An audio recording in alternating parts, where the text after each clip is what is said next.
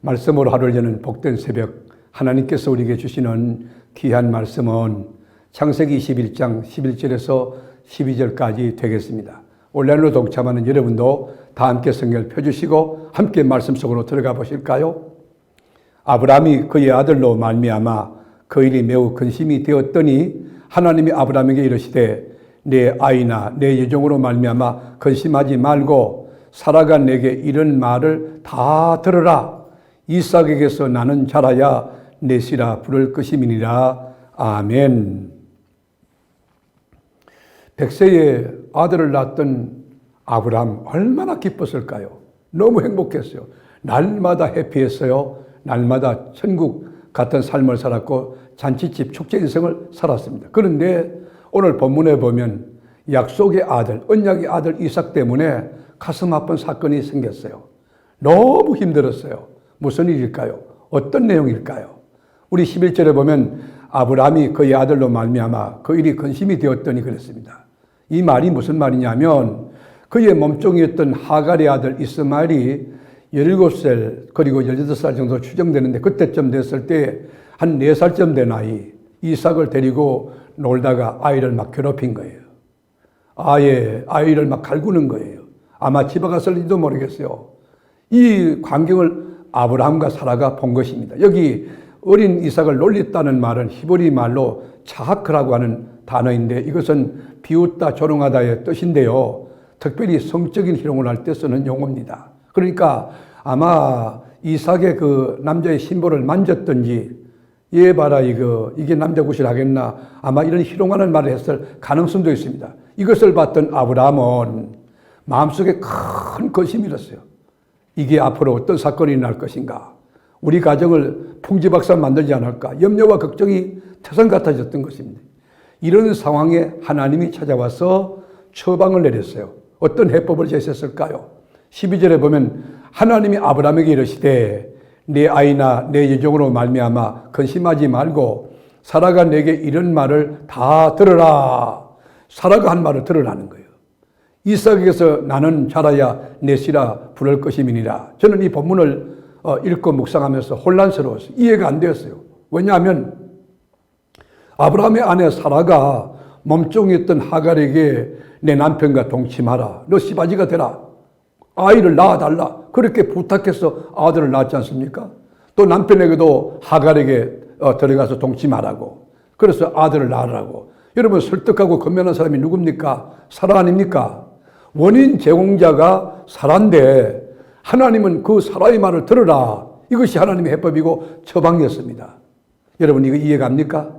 이게 법정에 가면 법적으로 다툴 여러분 여지가 많은 그런 내용이에요. 윤리 도덕적으로도 문제가 있지 않습니까? 사라가 원인 제공했는데 사라의 말을 들으라. 근데 더 충격적인 것은 13절입니다. 뭐라고 했느냐? 그러나 여종의 아들도 냈으니, 이렇게 하갈의 아들 이스마엘도 냈으니 내가 그로 한 민족을 이루게 하리라 하신지라. 여러분 조금 전에는 이스마엘은 언약의 씨 약속의 아들이 아니니 그랬는데 그래서 내쫓아라는 거예요. 네 아내 사라의 말을 들으라는 거예요. 근데 이제 하나님이 반대로 이 아들 이 이스마엘도 냈으니 네가 큰 민족을 이루게 하시겠다 말씀하신 것입니다. 여러분 이해가 되십니까? 이것이 바로 영적인 세계입니다. 이게 신앙의 세계입니다. 우리가 이렇게 인간의 이성으로 풀지 못할 때, 신학적인 한계가 있을 때, 철학적으로 도저히 이해가 안 될 때, 논리적으로 설명을 할 수 없을 때 우리가 할 일이 뭡니까? 어떤 태도를 취해야 됩니까? 억지로 성경을 풀면 안 되는 것입니다. 일단 멈춤을 하는 거예요. 우리가 자동차를 몰다가 적신호가 들어오면 빨간불이 켜지면 자동차가 멈추지 않습니까? 우리가 잘 해석이 안 될 때 우리가 먼저 일단 멈추고 성령 하나님께 여쭤보는 거예요. 하나님의 뜻과 섭리와 의도가 무엇인지 아는 지혜가 필요한 것입니다. 여러분 하나님이 어떤 분이십니까? 하나님은 완벽한 의를 갖고 계시고 하나님은 온전하신 분이 약속을 이루시는 분이에요. 하나님은 항상 오르신 분이에요. 여러분 이 아브라함이 기다렸으면 이삭을 낳았는데 기다리지 못하고 촐싹거리다가 이스마엘 낳지 않습니까? 누가 언약을 깨뜨린 겁니까? 우리가 이런 때 할 일은 일단 멈춤을 하고 하나님의 섭리와 의도를 아는 것입니다.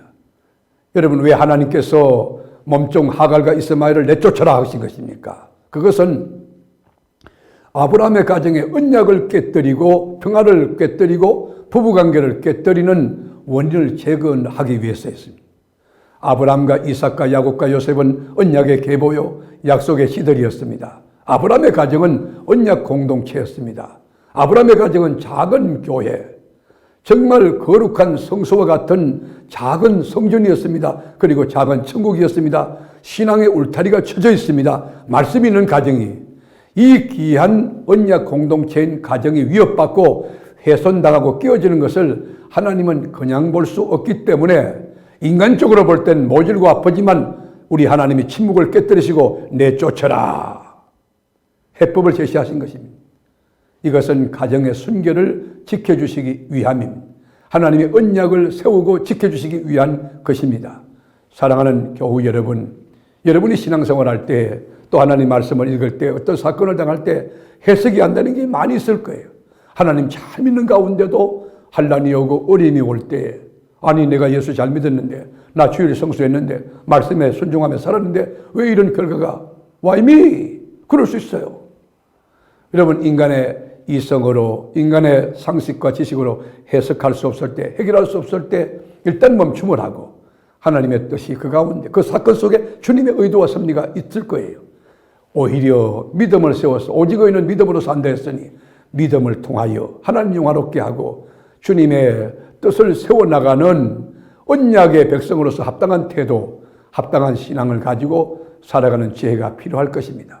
말씀을 하루 여는 이 새벽, 사랑하는 교우 여러분, 오늘도 언약을 탁 붙들고 여호와께서 말씀하신 대로 이룬다, 여호와께서 말씀하신 대로 행한다, 하나님은 옳다, 하나님은 정확하다, 완벽하다 믿으시고, 오늘도 하나님을 바라보며 영혼의 미소 짓고 그리고 성리를 확신하며 승리의 깃발 흔들고 전진하는 저와 여러분이 다 될 수 있기를 주님의 이름으로 축복합니다.